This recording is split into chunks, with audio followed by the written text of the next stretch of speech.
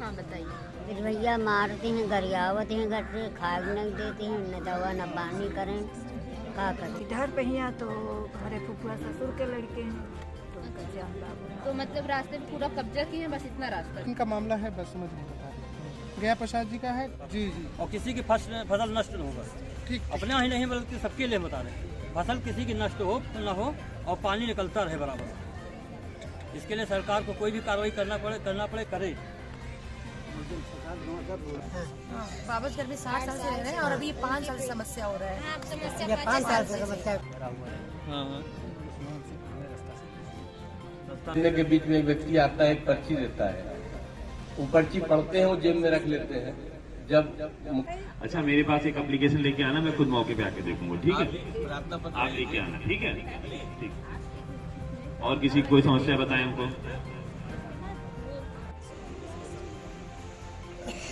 तो स्वागत है आपका मेरे YouTube चैनल पे। मैं हूं अभिजीत भट्ट और आप देख रहे हैं BBK ब्लॉग्स। अभी मैं हूं ग्राम पंचायत रेंदुआ पल्हारी में और ये ब्लॉग मैं बना रहा हूं रुझान फाउंडेशन की तरफ से।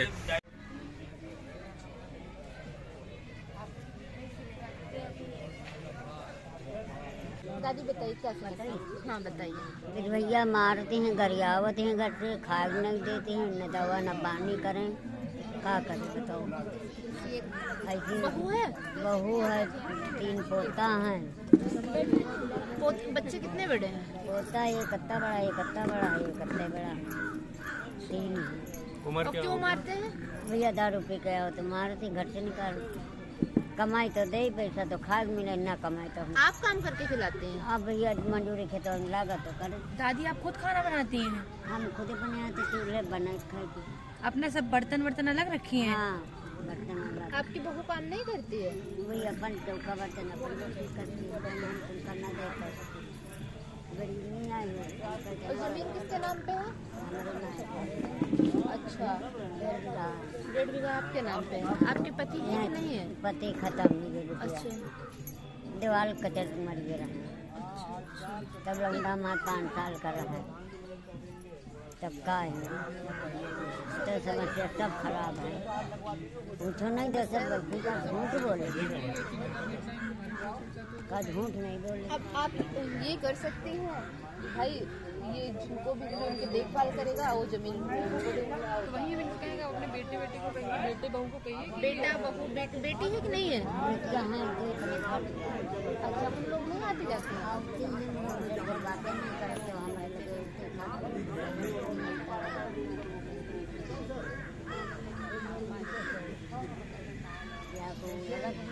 जमीन पूरी जमीन आपके नाम पे है? ना आधे उनके हो गए, आधे हमारे हो गए। अच्छा, मतलब आधा उनके नाम पे हो गया? हाँ, 1.5 बीघा। आपने उनके नाम किया है? नहीं, हम नहीं कहन पड़ते, हमारे भेज कर। मर गए होंगे तो उनके नाम पे। हाँ। अच्छा, वो बेटे के नाम पे ट्रांसफर हाँ। होता है।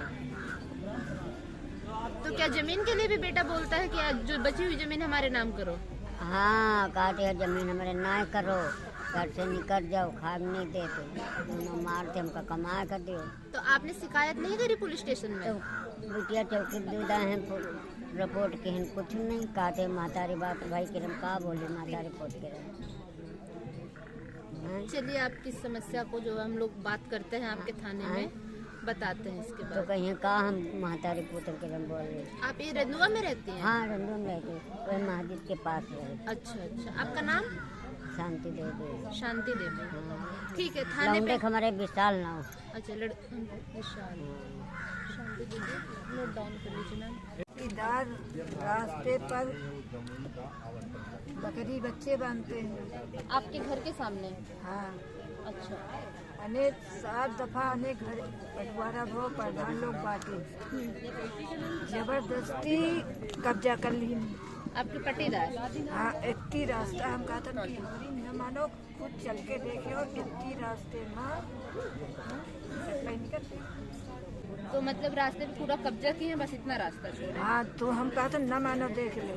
अब फिर लौट के पुश्तैनी जमीन पर तो कूड़ादान गाड़ी। आपका नाम?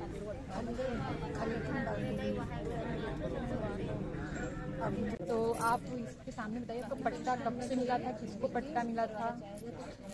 थोड़ा तेज बोलिएगा। नाम होगा पापा के ससुर का नहीं नाम। हाँ हाँ। ससुर जी का नाम नहीं, ससुर का याद है। तो ससुर जी का क्या नाम था? गया प्रसाद। गया प्रसाद। जी, संसार में मिलेगा। अच्छा, 1960 में मिला था जमीन, पट्टे पे मिला था। तो पट्टा ग्राम प्रधान भी लिखा है कागज। तो पट्टे वाला कागज आपको पट्टे वाले कागज पे लिखा होगा। जी, वही घर बनवाए। तो उस पे वो लोग घर बनवा के रह रहे हैं। हम लोग हाँ रह रहे थे, पापा लोग रहे, फिर हम लोग अब रहे हैं। तो आपको दिक्कत क्या हो रही है इस टाइम? अब 2018 में जो लोग रहे मुकदमा संजय दायर करते। अच्छा, तो मुकदमा ग्राम प्रधान लेखपाल मतलब कोई आपका अपोजिट पार्टी कौन दायर? मस्जिद के पीछे रहती है ना। हाँ सर, हम ना कहीं क्योंकि अच्छा, मतलब कोई भी जाके डाल दिया था। तो फिर अब क्या चल रहा है आपका? अब वही पैसे चल रहे हैं और सास हमारे पर ऑपरेशन हुआ सर।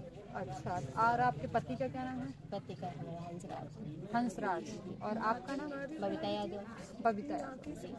ठीक है आंटी, हम लोग आपकी समस्याएं सुन रहे हैं और इस पे बात होगी जो भी आगे होगा। हाँ, ससुर का ऑपरेशन, सास का हम लोग मजदूरी करीब 15 दिन पर पैसे, बस यही बेटा हमका। अच्छा, आप लोग पड़ोस एक ही घर, अगर दूसरा घर हो और आपका और कहीं जमीन कहीं नहीं? नहीं। चलिए परेशान मत होइए। ठीक है आंटी, आने आपको का घर चल जल्दी तुम लोग हैं। पहले क्योंकि देखिए दादी पहली का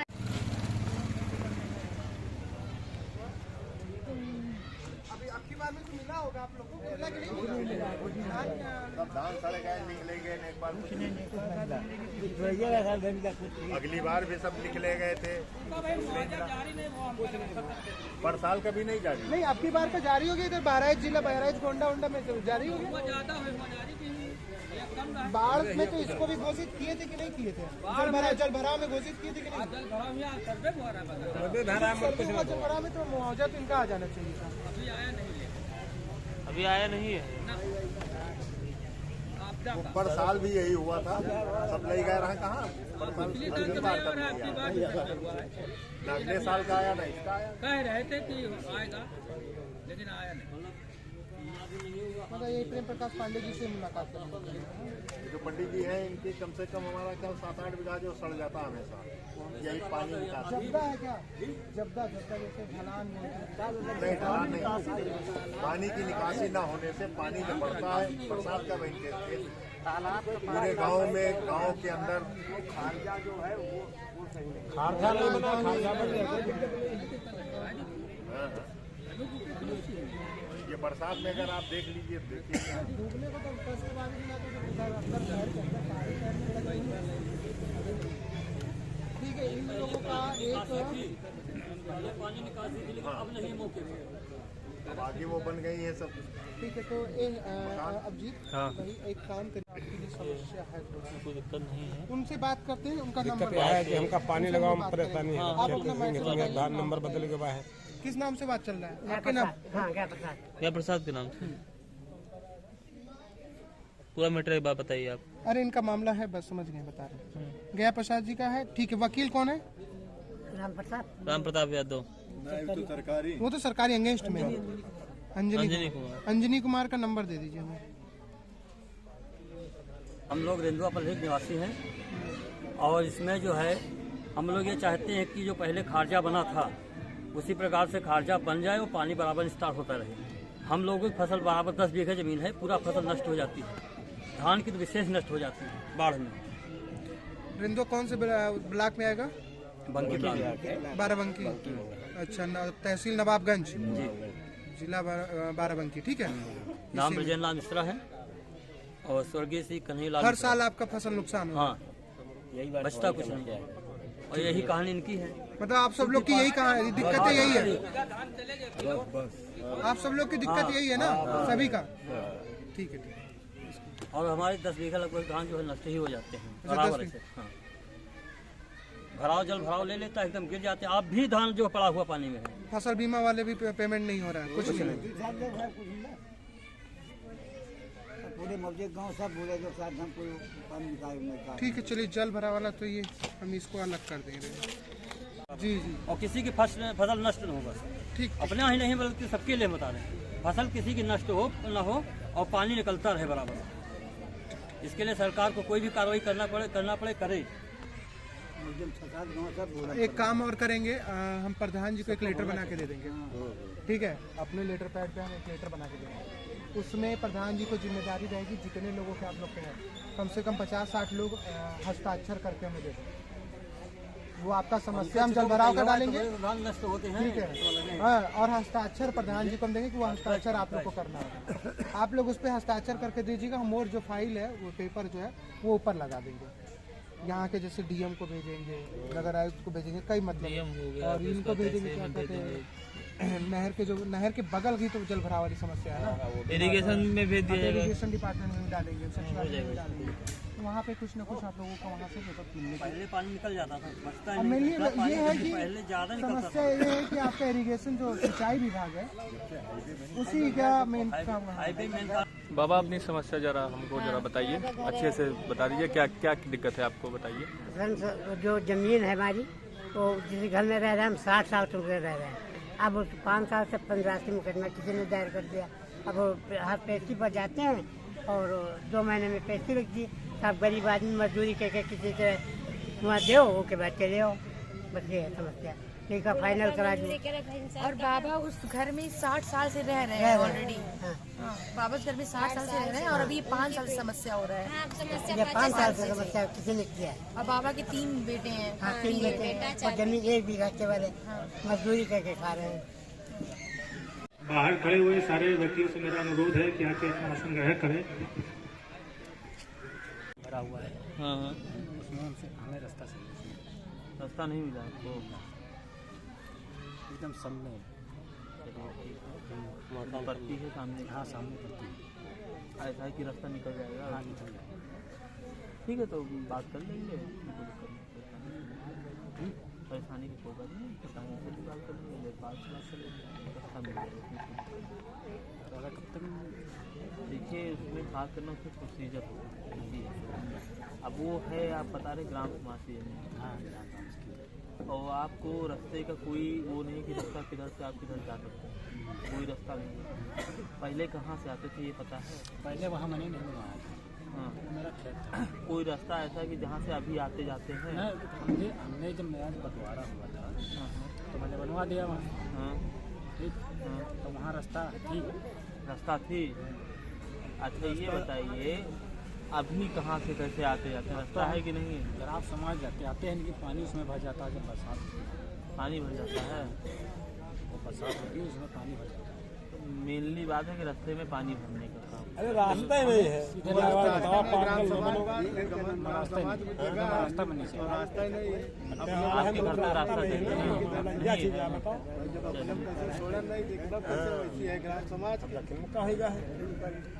सबसे अनुरोध है आप लोग आके आसन ग्रहण कर लें, कुर्सियों पे बैठ जाएं।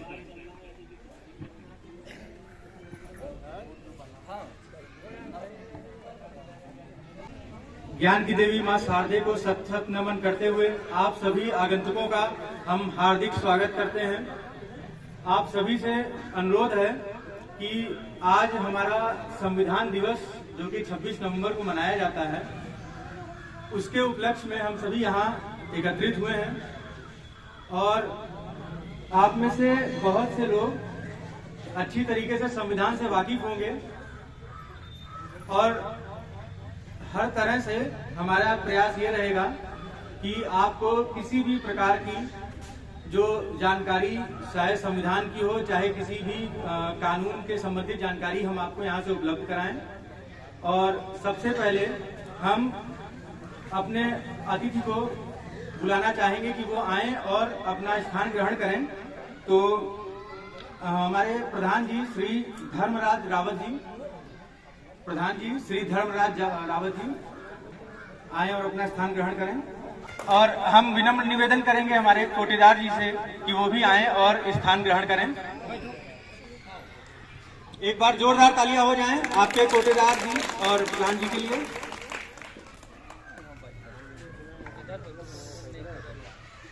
बहुत बहुत धन्यवाद अभिजीत भैया। और सबसे पहले मैं आप लोगों का धन्यवाद देना चाहूँगा कि आप बहुमूल्य समय निकाल कर आज यहाँ पे उपस्थित हुए हैं, हमको सुनने आए हैं। जैसा कि आप लोगों को अभिजीत भैया ने भी बताया कि आज संविधान दिवस है। आज हम लोगों का संविधान बनकर तैयार हुआ था तो सबसे पहले तो ये कि हमें संविधान का मतलब क्या है। संविधान हमारा 2 शब्दों से मिलकर बना है, सम और विधान। सम मतलब कि सबके लिए एक जैसा, चाहे आप किसी भी रंग के हों, आप किसी भी जाति के हों, आप किसी भी वर्ण के हों, आप किसी भी पेशे से हों। जो विधान है वो सबके लिए एक जैसा है, इसलिए उसे बोला गया संविधान।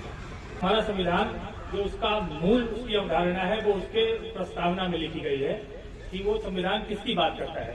हमारा संविधान हमेशा भारत के लोगों की बात करता है, हम भारत के लोग। और हम भारत के लोगों में कौन कौन आता है? आप आते हैं, मैं आता हूँ, सब आते हैं। जितने भी लोग हैं यहाँ पे, जो भी भारत के निवासी हैं, वो उस संविधान उनके सबके लिए एक जैसा है।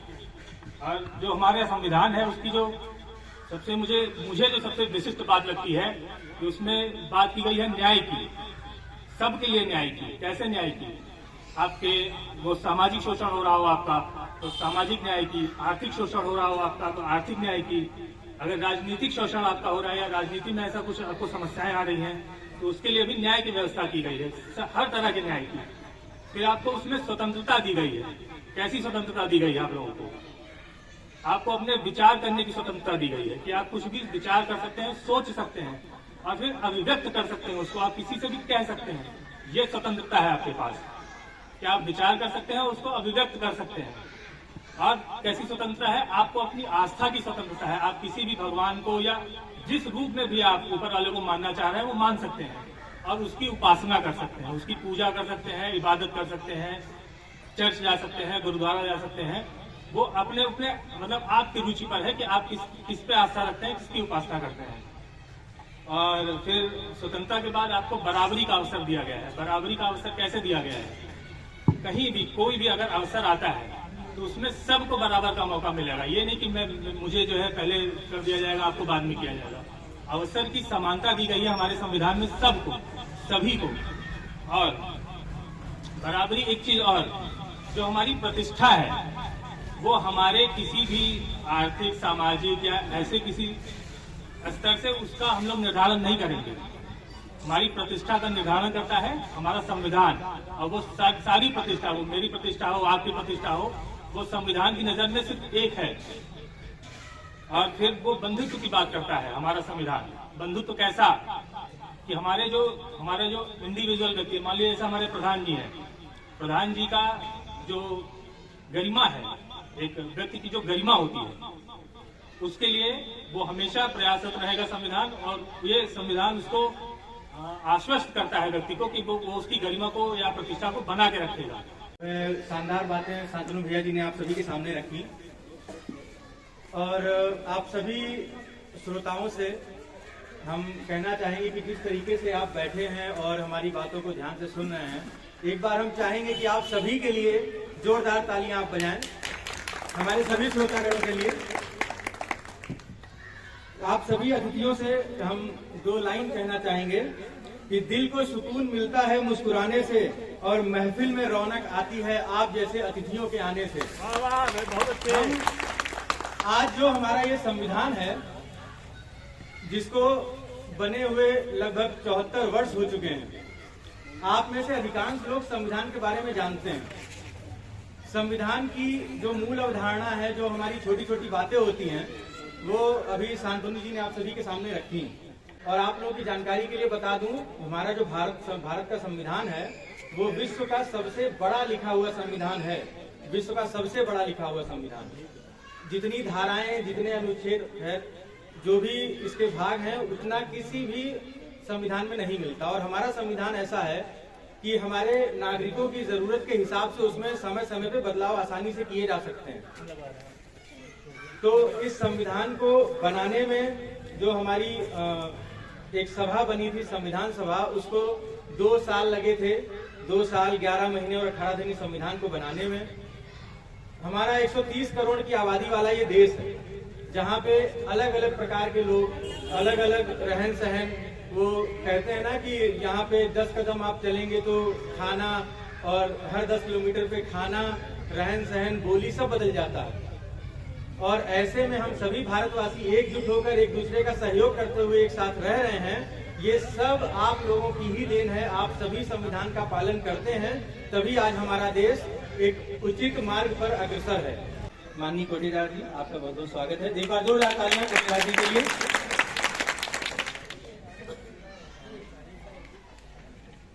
संविधान निर्माता बाबा साहब भीमराव अम्बेडकर के चरणों में श्रद्धासुमन अर्पित करते हुए मैं उनको कोट कोट धन्यवाद देता हूँ। और हाई कोर्ट के अधिवक्ता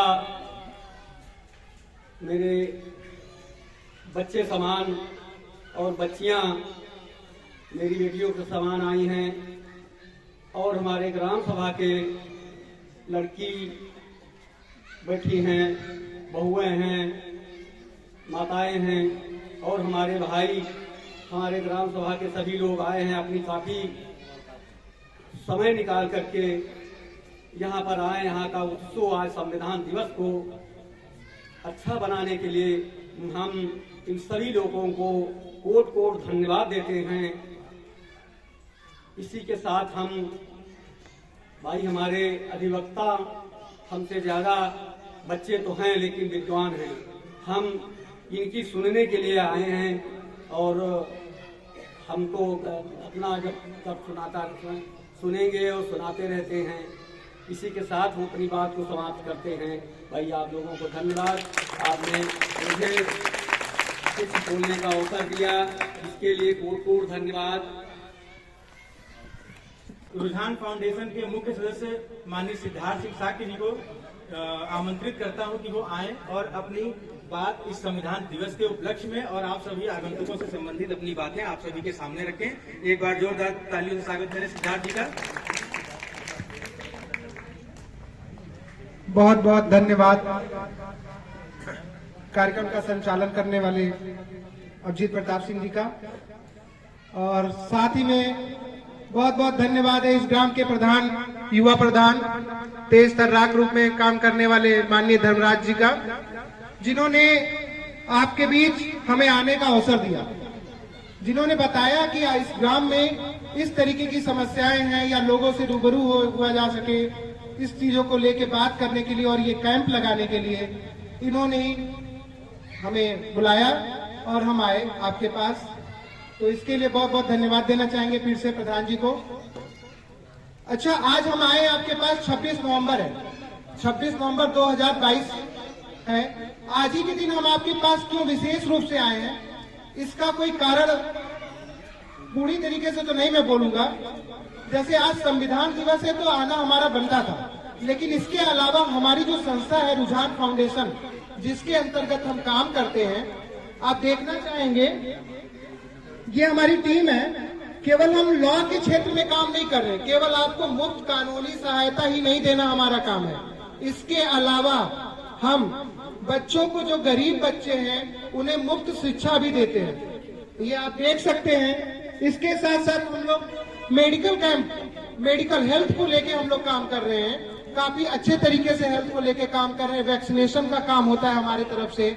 आप ही जैसे लोगों के गांव में जाते हैं, वहाँ पे बात करते हैं, किसी को कोई स्वास्थ्य समस्या है उसको लेके बात करते हैं, और उसमें हम लोग काम करते हैं। भारतीय संविधान जब 1949 में 26 नवंबर 1949 में बन के तैयार हुआ, 15 अगस्त 1947 में देश आजाद हुआ। हमारे देश कई सारे टुकड़ों में बटे हुए थे, कई छोटे छोटे रियासतों में बटे हुए थे, जिसको एकीकरण करने का काम माननीय हमारे वल्लभ भाई पटेल जी रहे, और उनके साथ साथ देश के प्रथम प्रधानमंत्री जवाहरलाल नेहरू जी के योगदान रहा। उन दोनों लोगों ने मिलकर इस भारत के जो 500 टुकड़े थे उसको एक करा, उसको एक संगठन में बनाया और उसका नाम दिया पूरी तरीके से भारत। उसके बाद बात आई कि हमारा देश का संचालन कैसे हो।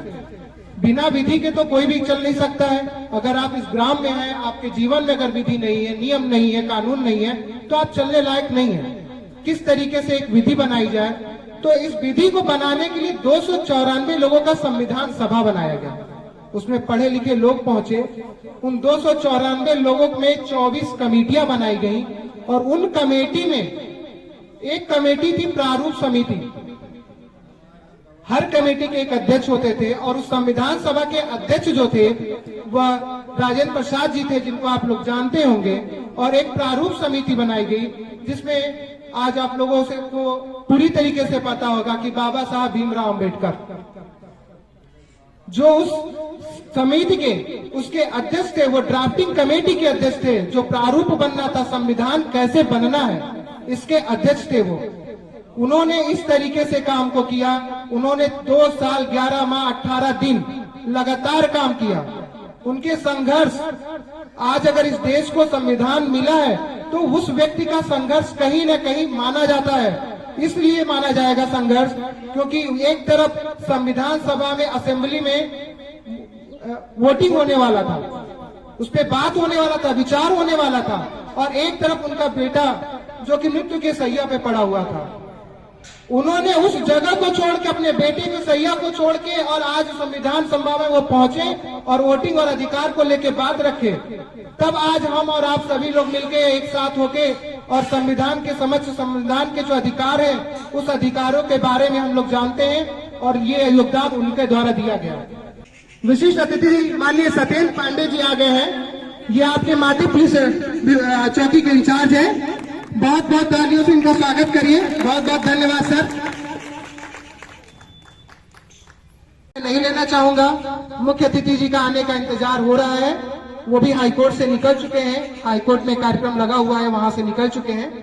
तो मैं अब बस अपनी बात को यही खत्म करता हूं। बहुत बहुत धन्यवाद आप लोगों को।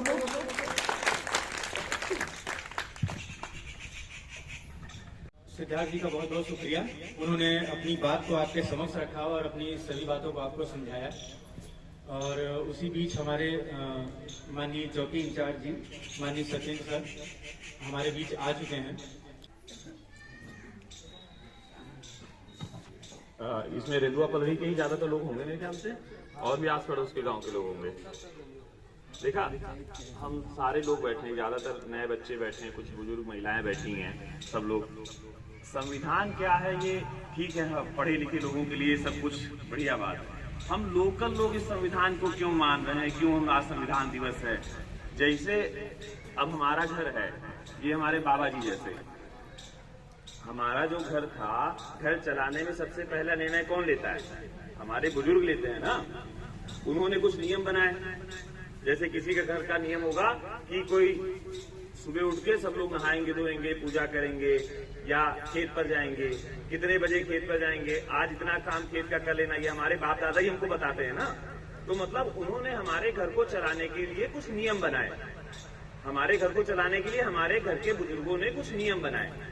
ऐसे ही हमारा देश है, किसी भी चीज को चलाने के लिए कुछ नियमों की आवश्यकता होती है। तो देश तो इतना बड़ा है, कहाँ कश्मीर, कहाँ कन्याकुमारी, कहाँ बंगाल, कहाँ गुजरात, राजस्थान, इतने ऊंचे ऊंचे पहाड़, इतना बड़ा समुंदर, इतना बड़ा थार मरुस्थल।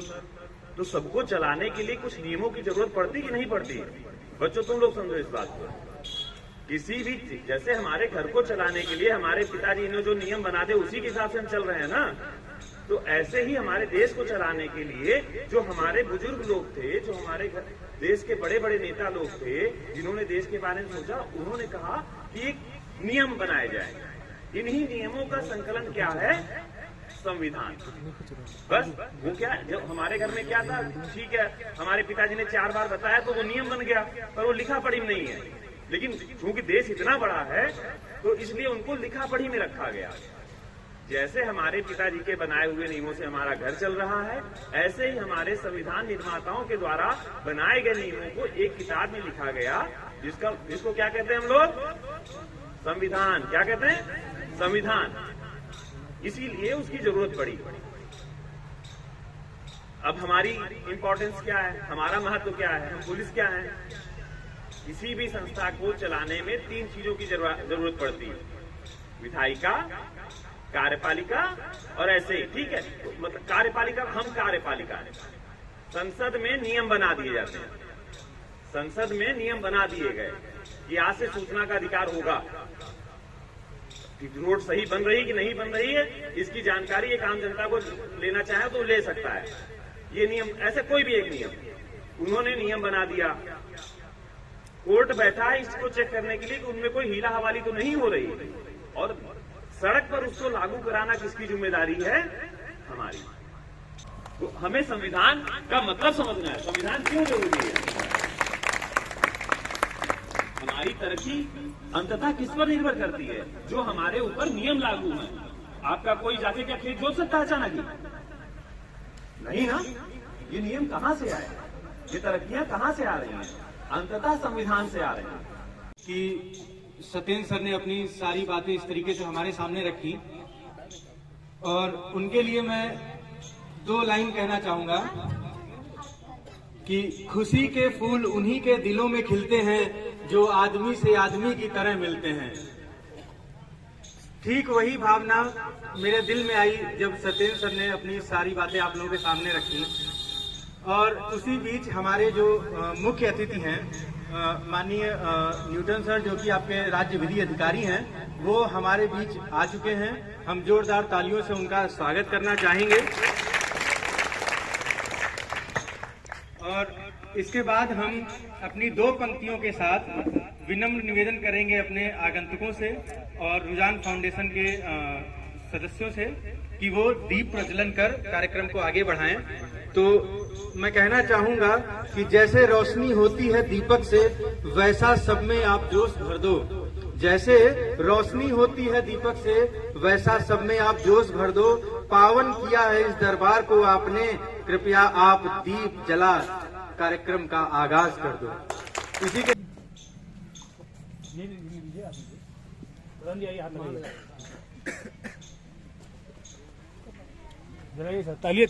तालियां बजाइए भाई लोग।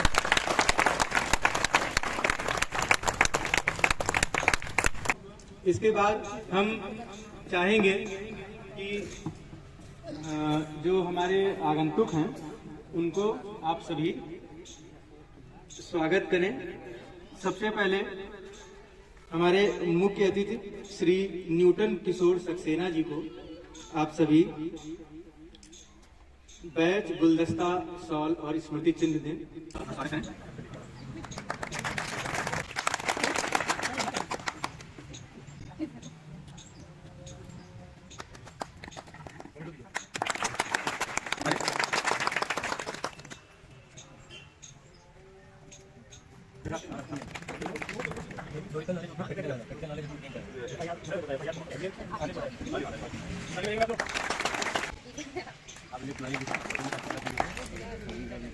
नहीं, हमारी तरफ से आप सब लोगों को ऑफर है, जितने भी इंटर्नशिप वाले हैं आप, ठीक है आपने प्रैक्टिकल नॉलेज ले लिया है, थ्योरेटिकल नॉलेज देखिए आगे कभी हमारी चौकी पे आइए। एक एप्लीकेंट आता है, कैसे वो एप्लीकेशन लेके आता है, फिर हम कैसे ग्रेविटी उस पर कैसे ग्रेविटी का उसका फिक्सेशन करते हैं, फिर उस पर कैसे हमें कार्रवाई करते हैं, क्या करते हैं, क्या कई बार होता है क्यों वो फिर हमसे आगे जाता है, क्या हमसे लैक हो गए, क्या उसकी तरफ से लैक है, कैसे ही एक जो है वो हैबिचुअल एप्लीकेंट बन गया। ये सारी चीजें मैं आपको प्रैक्टिकली बता सकता हूँ। मैं भी रेलवे पास आउट हूँ, तो आप लोगों को ये बताना मुझे भी अच्छा लगेगा। अगर आप सब लोग आए हैं, हमको यहाँ बुलाया है, तो उसको आप कैश करिए, ठीक है।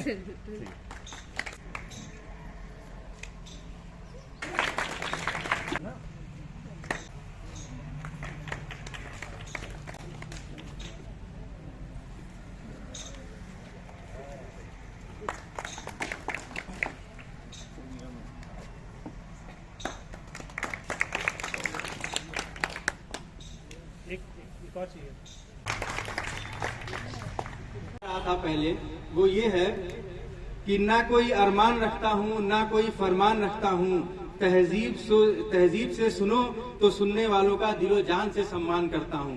और मैं दिलो जान से आप सभी का वास्तविकता में सम्मान करता हूँ कि आप सभी आए और हम सबकी बातों को इतने ध्यान से सुना। इसके बाद हम माननीय श्री राम सिंह जी, जो कि सब इंस्पेक्टर हैं, उनसे निवेदन करता हूं कि वो अपनी कुछ बातें आप सभी ग्रामीण वासियों और हमारे समक्ष रखें। माननीय श्री राम सिंह जी। कैसे फोटो बोर्ड चलाना है? जैसा कि हमारे चौकी इंचार्ज महोदय ने बताया आप लोगों को संविधान के बारे में, वही इससे बताने के साथ साथ जो उस संविधान के तहत ट्रैफिक नियमों का पालन करते हुए हम आप जो सुरक्षित चलते हैं, न करने वाले तो दुर्घटनाग्रस्त होते हैं। ये सुझाव यही रहेगा कि आप हमेशा संविधान के रास्ते, बताए हुए रास्ते पर चलते हुए अपने को सुरक्षित रखते हुए परिवार को ऐसे सुखद दें कि ताकि वो हमेशा ये रहे कि हमारा कुछ हमारे भी परिवार के लोग ये जान पाए कि हाँ संविधान के बारे में तरक्की क्या है क्या नहीं है। बस बहुत से धन्यवाद। सब इंस्पेक्टर श्री राम सिंह जी का बहुत बहुत धन्यवाद अपनी बातें रखने के लिए। इसके बाद हम तहे दिल से आमंत्रित करना चाहेंगे हमारे मुख्य अतिथि माननीय न्यूटन सर जी को कि वो अपना आशीर्वचन आप सभी के सामने रखें। संविधान दिवस के शुभ अवसर पर ग्राम रेंदुआ के पंचायत भवन में रुझान फाउंडेशन के तत्वाधान में आयोजित वर्तमान परिवेश में संविधान की भूमिका का निर्वहन विषय पर जो बिंदु पे यहाँ चर्चा आमंत्रित की गई है, सबसे पहले मैं रुझान फाउंडेशन के सभी सदस्यों का हृदय की गहराइयों से आभार प्रकट करता हूँ कि उन्होंने मुख्य अतिथि के रूप में मुझे आमंत्रित किया। ये मेरे लिए बहुत ही हर्ष की बात है। मैं इसके जो भी सक्रिय सदस्य हैं, शिप्रा सिंह जी, सिद्धार्थ सिंह जी, विवेक तिवारी जी व सभी को मैं हृदय की गहराइयों से मैं साधुवाद धन्यवाद देता हूँ। यहाँ पे आज मंचासीन चौकी प्रभारी श्री सत्येंद्र पांडे जी, सब इंस्पेक्टर श्री राम सिंह जी, प्रधान जी व अन्य मंचासीन गणमान्य अतिथिगण जिनका मुझे नाम नहीं मालूम है, मैं उनके लिए क्षमा प्रार्थी हूँ। सभी का मैं हृदय की गहराइयों से अभिनंदन वंदन नमन करता हूँ। मित्रों, भारत की स्वतंत्रता इतनी आसानी से नहीं मिली थी। इसके पीछे हजारों लाखों लोगों ने कुर्बानियां दी, बलिदान दिए, अपनी प्राणों की आहुतियां दी। उन सबके बावजूद हमको आजादी प्राप्त हुई, स्वतंत्रता प्राप्त हुई। कई लोगों के परिवार उजड़ गए, कई लोग बिखर गए। उसके बाद जो है, हाँ, आजादी की लड़ाई से लेकर भारत के संविधान में अधिवक्ता समाज की एक महत्वपूर्ण भूमिका रही है। चाहे वो स्वतंत्रता की लड़ाई हो, चाहे भारतीय संविधान की संरचना हो, इन सब में महत्वपूर्ण भूमिका अधिवक्ता समाज की रही है। एक आपको दृष्टांत सुनाता हूँ कि एक बार एक वकील साहब मुकदमा लड़ रहे थे 46 लोगों पे, क्रांतिकारियों पे फांसी का मुकदमा था। वो लड़ रहे थे, मुकदमे के बीच में एक व्यक्ति आता है, एक पर्ची देता है। वो पर्ची पढ़ते हैं, वो जेब में रख लेते हैं।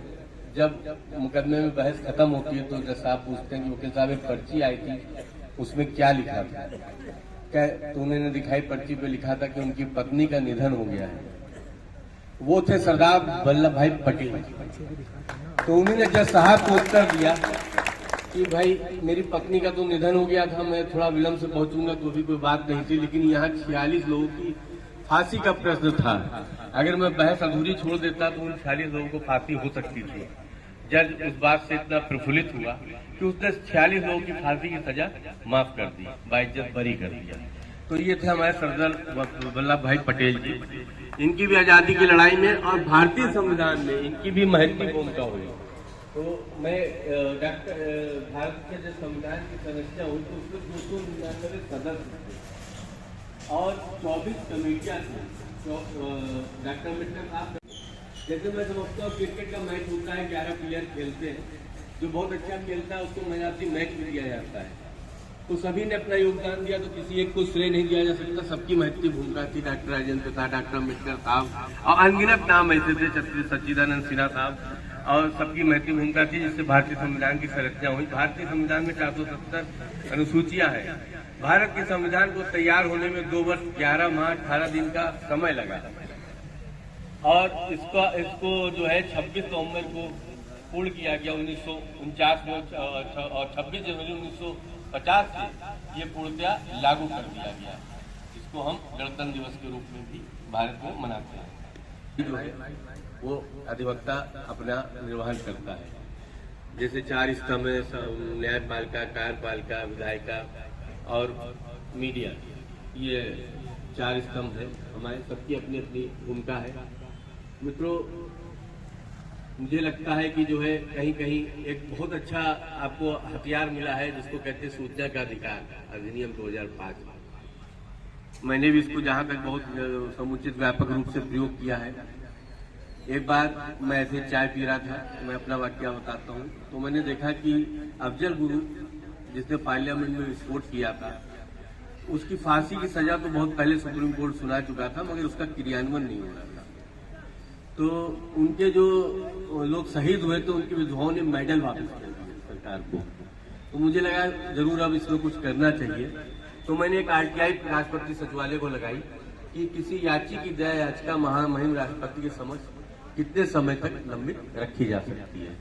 तो वहां से राष्ट्रपति भवन से मुझे जो जन सूचना अधिकारी महोदय के द्वारा सूचना प्रदत्त हुई, उस सूचना में था कि भारत के संविधान के अनुच्छेद 72 में समय सीमा का निर्धारण नहीं है। फिर मैंने दूसरा प्रश्न लगाया, एक भारतीय पोस्टल ऑर्डर 10 रुपये मूल्य का लगा के भेजा कि अफजल गुरु की दया याचिका महामहिम राष्ट्रपति के समक्ष सबसे लंबित है, उसका क्रियान्वयन कब होगा। जब फांसी की सजा हुई थी अफजल गुरु को, तो उस समय राष्ट्रपति थे APJ अब्दुल कलाम साहब। उसने मर्सी पिटीशन फाइल कर दी, उनका टेन्योर समाप्त हो गया, कार्यकाल समाप्त हो गया। उसके बाद डॉक्टर प्रतिभा देवी पाटिल राष्ट्रपति के रूप में आसीन हुई और उनका भी कार्यकाल समाप्त हो गया। फिर डॉक्टर प्रणब मुखर्जी भारत के राष्ट्रपति के पद पर आसीन हुए। उसी समय मैंने जब ये पेपर में न्यूज पढ़ी कि उन विधवाओं ने मेडल वापस कर दिए कि उसकी फांसी की सजा का क्रियान्वयन क्यों नहीं हो रहा है। क्या किसी इस बात का इंतजार था कि कंधार जैसा कोई विमान अपहरण कांड होता और उसको बाइज्जत छोड़ आते जाके दूसरे देश में? किस बात का? देखिए, कोई भी अगर क्रिमिनल प्रोसीडिंग होती है तो एक FIR से लेकर, ट्रायल से लेकर, जजमेंट से लेकर, अपील से लेकर और उसके बीच क्यूरेटिव पिटीशन, मर्सी पिटीशन। तो जब सुप्रीम कोर्ट अपना काम कर चुका था तो उसकी फांसी की सजा रोकने के पीछे कोई लॉजिक नहीं था। तो खैर उन्होंने बताया कि मुझे जो है गृह मंत्रालय से फाइल अब प्राप्त हुई है, इसका क्रियान्वयन 15 दिन के भीतर किया जाएगा। बताइए, 10 वर्षों से लगातार 12 वर्षों से गृह मंत्रालय उस पर क्या एनालिसिस कर रहा था, जिसको भारत का माननीय उच्चतम न्यायालय खुद ही स्वयं फांसी की सजा सुना चुका था। खैर मैं आपको ये बता रहा हूँ कि RTI एक ऐसा हथियार है जिससे आप बहुत कुछ प्राप्त कर सकते हैं। मैंने देखा उस समय लोकसभा अध्यक्ष के रूप में श्रीमती मीरा कुमार जी आसीन थी। अब खुद आए दिन मैं देख रहा था पेपर में विदेश यात्राएं हो रही हैं, घूम रही हैं। तो भारत के संविधान में मात्र राष्ट्रपति, उपराष्ट्रपति, प्रधानमंत्री, रक्षा मंत्री, गृह मंत्री और विदेश मंत्री को ऐसी शक्ति प्रदत्त है कि वो किसी MOU पे हस्ताक्षर करे, किसी संधि पे हस्ताक्षर करे। लोकसभा अध्यक्ष को भारतीय संविधान ऐसी कोई भी शक्ति प्रदत्त नहीं करता है। तो मुझे लगा कि जनता के पैसे का दुरुपयोग हो रहा है, तो मैंने एक RTI लगाई कि लोकसभा अध्यक्ष के रूप में श्रीमती मीरा कुमार ने कुल कितनी विदेश यात्राएं की है। TADA, air fare, to and fro, पूरा होटल, लॉजिंग, शूटिंग सब पूरा आ गया, चार्ट बन गया। फिर मैंने लिखा कि भारत के संविधान में मात्र इतने लोगों को MOU संधि करने पे शक्ति प्रदत्त है। और श्रीमती मीरा कुमार जी ने लोकसभा अध्यक्ष के रूप में जो अपनी विदेश यात्राएं की है, इसके सापेक्ष देश को क्या लाभ अर्जित हुआ है, इससे अवगत कराए। और नहीं तो उन यात्राओं का जो व्यय हुआ है वो राजस्व की भांति इनकी संपत्ति से किया जाए। तो मित्रों, मेरे पास जवाब आता है कि समस्त प्रस्तावित विदेश यात्राएं तत्काल प्रभाव से निरस्त की जाती है। तो ये सूचना का अधिकार है जो आपको बहुत बड़ा, ये जनता को, सरकार और उसके एजेंटों को जनता के प्रति जवाबदेह बनाता है। ये एक आजाद भारत में एक ऐसा हथियार है जिससे आप कोई भी क्वेश्चन पूछ सकते हैं कि ये सड़क का निर्माण कब हुआ था और नई सड़क का निर्माण कब होगा, इसकी कार्यदायी संस्था कौन थी जिसने निर्माण किया, कुछ भी आप मतलब जो है उसको पूछ सकते हैं। आयोजित किया जिससे काफी लोग लाभान्वित हुए और मुझे यहाँ मुख्य अतिथि के रूप में आमंत्रित किया, ये मेरे लिए बहुत ही हर्ष और गौरव की बात है। इसी के लिए मैं यहाँ सभी आए हुए व्यक्तियों का भी अपने हृदय की गहराइयों से धन्यवाद देता हूँ, मंचासीन लोगों को धन्यवाद देता हूँ। जय हिंद, जय भारत। एक ऐसा भाव मन में प्रकट हुआ सर की बातों को सुनने के बाद। उनकी सारी बातों को हम सागर्भित यानी कि एक साथ 4 लाइनों में कहेंगे कि आत्म गौरव का भाव लेकर अपने आदर्शों को स्वीकार करें, कर्तव्यों के प्रति होकर प्रतिबद्ध संविधान की भव्यता का विस्तार करें, संविधान की भव्यता का विस्तार करें।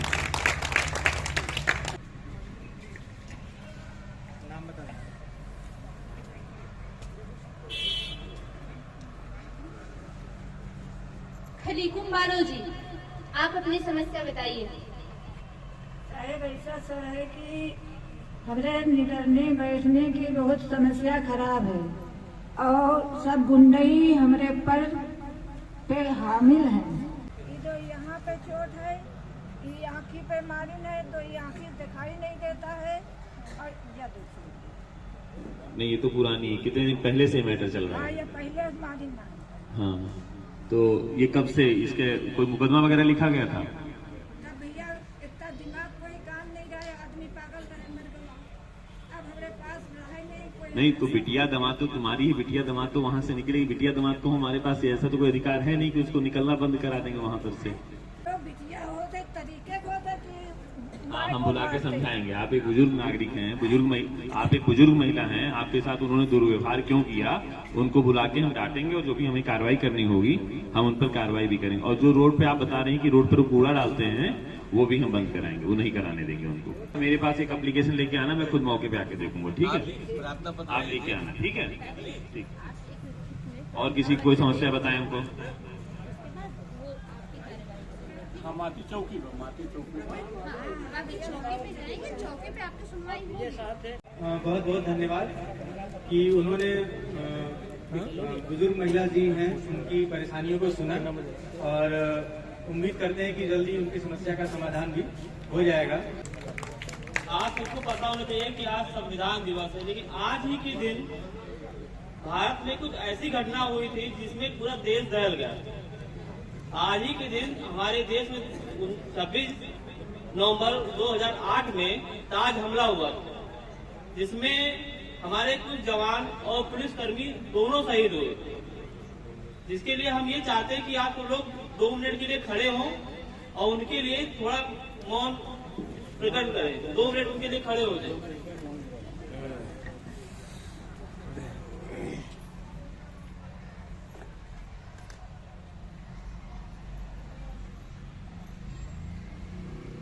बहुत बहुत धन्यवाद अभय जी। आज जैसा कि आज संविधान दिवस है, आप सभी लोगों को मैं संविधान दिवस की सर्वप्रथम बधाई देता हूं। और यहाँ पर जितने भी मुख्य अतिथि हैं, जैसे माननीय न्यूटन किशोर सक्सेना जी, विशिष्ट अतिथि हैं सत्येंद्र पांडे जी और ग्राम प्रधान श्री धनराज रावत जी, और भी जितने भी पंचायतीन लोग बैठे हुए हैं, मैं उनको बहुत बहुत धन्यवाद देता हूं कि इस प्रोग्राम में पहुंचे और अपना टाइम दिए।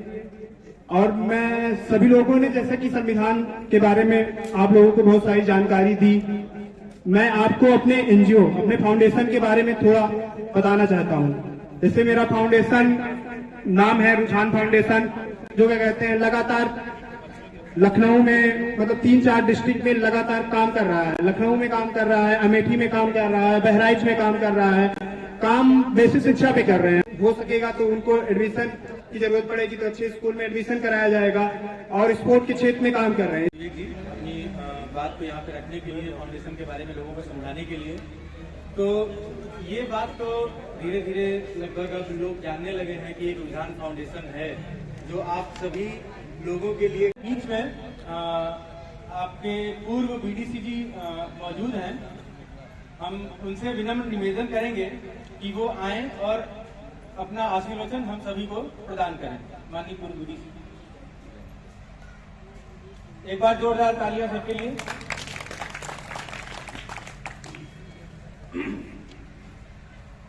सर्वप्रथम हम यहाँ जो रुझान फाउंडेशन है, उनको मैं बहुत बहुत धन्यवाद देना चाहता हूँ, जो इस तरह का कार्यक्रम जो यहाँ हमारे ग्राम पंचायत में किया, इसके लिए मैं उनको बहुत बहुत धन्यवाद देना चाहता हूँ। और है, और हम जैसा कि देख रहे हैं कि संविधान के बारे में जो भी इस छोटे से कार्यकाल में जो आपको हम जानकारी दे पाए हैं, हमने दी, और आशा करते हैं कि आप सभी को कोई भी समस्या होगी यदि संविधान और कानून के संबंध में, तो आप हमसे संपर्क करेंगे। और संविधान के लिए 2 लाइनें और कहना चाहूंगा। संविधान तो हमारा ऐसा है कि हम उसके लिए 2 लाइन क्या, हम कहते हैं कि हम कितना भी बोल लें। जिस मेहनत और जिस उद्देश्य के साथ में संविधान हमारा बनाया गया, इतने बड़े देश को वो संविधान चला रहा है। संविधान निर्माताओं के लिए और उन सभी क्रांतिकारियों के लिए जिन्होंने हमारे भारत को आजाद करा के हमें आज यहाँ तक पहुँचाया, उन सभी को हम एक बार दिल से नमन जरूर करें। और मैं कहना चाहूंगा कि आदमी आदमी में कोई भेद नहीं, हर भारतवासी की प्रतिष्ठा हो, सबको मिले अवसर की समता, संविधान के लिए हृदय में निष्ठा हो। तो हमें संविधान के प्रति जो निष्ठा है उसको बनाए रखना होगा। और आज के समय हमारी जो सबसे खास चीज है वो है हमारे देश के युवा। जो हमारी युवा पीढ़ी है वही इस देश को आगे लेकर जाने वाली है, और हमारी युवा पीढ़ी को जागरूक बनना बहुत जरूरी है,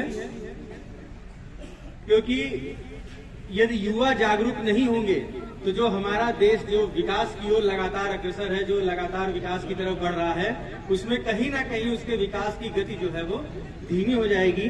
अपनी आखिरी पंक्तियां कह के मैं कार्यक्रम का समापन करना चाहूंगा, और ये पंक्तियां मैं बोलना चाहूंगा हमारे युवाओं के लिए, जो हमारे नए लड़के लड़कियां हैं, जो लगातार अध्ययनरत हैं, लगातार खोज करने में लगे हुए हैं, जिससे कि हमारा देश आगे अग्रसर हो। कि हमारे युवाओं को एक शक्ति के साथ उठना चाहिए, स्वयं को समाज में और समाज को ऊपर उठाना चाहिए। हिंदुस्तान को पूरे विश्व में जागृति पैदा करनी है।